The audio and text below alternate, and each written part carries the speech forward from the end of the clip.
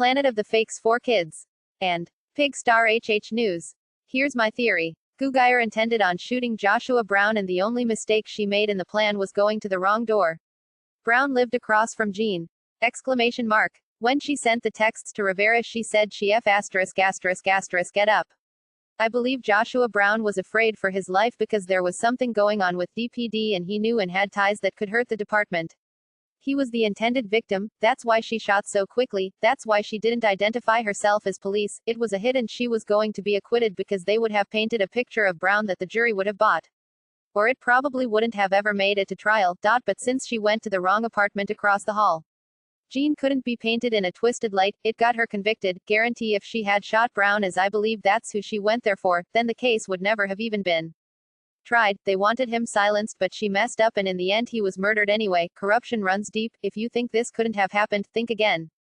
Max Servient, another set of patsies. You will believe anything. But have it your way. Deborah Michelle Davis. Okay, maybe. But why would they want to kill Brown? Meet Henry. He has some damaging information or connection to corruption of some kind against DPD.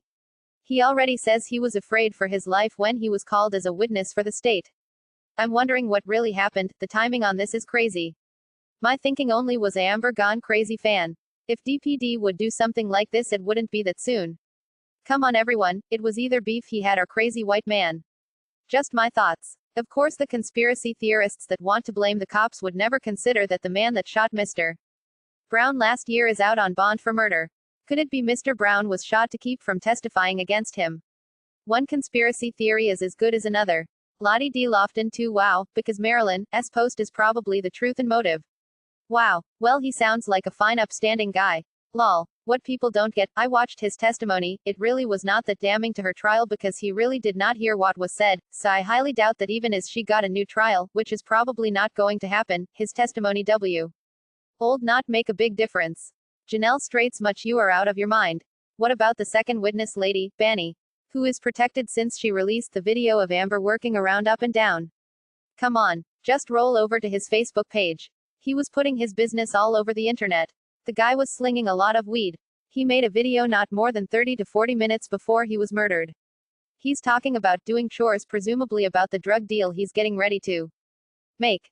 Shooters have been caught. 3 suspects have been identified in the murder of Joshua Brown, a key witness in the murder trial of former Dallas police officer Amber Guyger.